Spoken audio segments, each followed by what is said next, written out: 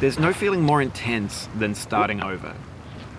If you deleted your homework the day before it was due, as I have, or if you left your wallet at home and you have to go back after spending an hour in the commute. If you won some money at the casino and then put all your winnings on red but it came up black.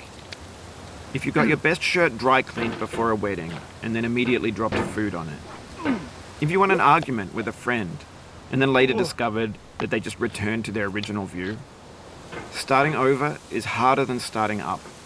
If you're not ready for that, like if you've already had a bad day, then what you're about to go through might be too much. Feel free to go away and come back. I'll be here. Alright, thanks for coming with me on this trip. I'll understand if you have to take a break at any point. Just find a safe place to stop and quit the game. And don't worry, I'll save your progress, always. Even your mistakes. This game is a homage to a free game that came out in 2002, titled Sexy Hiking. The author of that game was Jazzuo, a mysterious Czech designer who was known at the time as the father of B games. And B games are rough assemblages of found objects. Designers slap them together very quickly and freely, and they're often too rough and unfriendly to gain much of a following. They're built more for the joy of building them than as polished products. In a certain way, Sexy Hiking is the perfect embodiment of a B game. It's built almost entirely out of found and recycled parts, and it's one of the most unusual and unfriendly games of its time. In it, your task is simply to drag yourself up a mountain with a hammer. And that act of climbing, in the digital world or in real life, has certain essential properties that give the game its flavor. No amount of forward progress is guaranteed. Some cliffs are too sheer or too slippery. And the player is constantly, unremittingly in danger of falling and losing everything. Anyway, when you start Sexy Hiking, you're standing next to this dead tree that blocks the way to the entire rest of the game. It might take you an hour to get over that tree, and a lot of people never got past it. You prod and you poke at it, exploring the limits of your reach and your strength, trying to find a way up and over.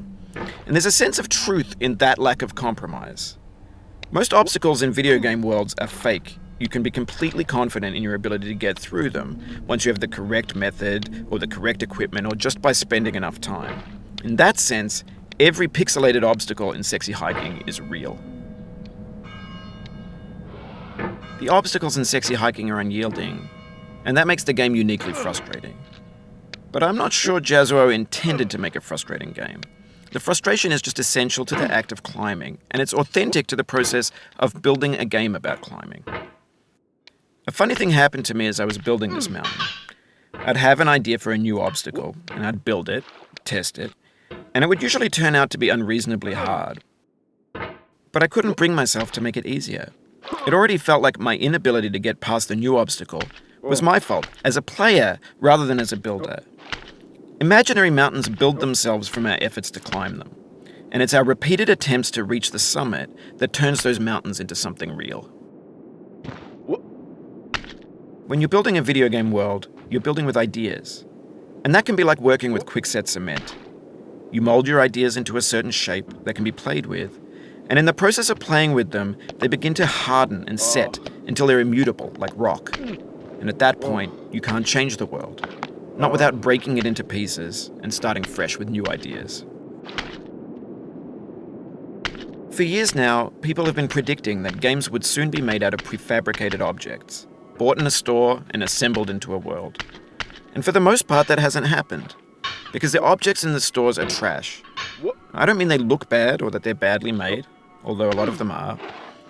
I mean they're trash in the way that food becomes trash as soon as you put it in the sink. Things are made to be consumed and used in a certain context, and once the moment is gone, they transform into garbage. In the context of technology, those moments pass by in seconds. Over time, we've poured more and more refuse into this vast digital landfill that we call the internet. It now vastly outnumbers and outweighs the things that are fresh and untainted and unused. When everything around us is cultural trash, trash becomes the new medium, the lingua franca of the digital age. And you can build culture out of trash. But only trash culture. B games, B movies, B music, B philosophy. Maybe this is what digital culture is. A monstrous mountain of trash, the ash heap of creativity's fountain. A landfill with everything we ever thought of in it. Grand, infinite, and unsorted. There's 3D models of breakfast, Gen X's fanfic novels, scan magazines, green screen Shia LaBeouf, banned snuff scenes on LiveLeak. Facebook's got lifelike bots with unbranded adverts and candid shots of Kanye and Taylor Swift mashups, car crash epic failed GIFs, Russian dashcam vids, discussions of McRibs, discarded, forgotten,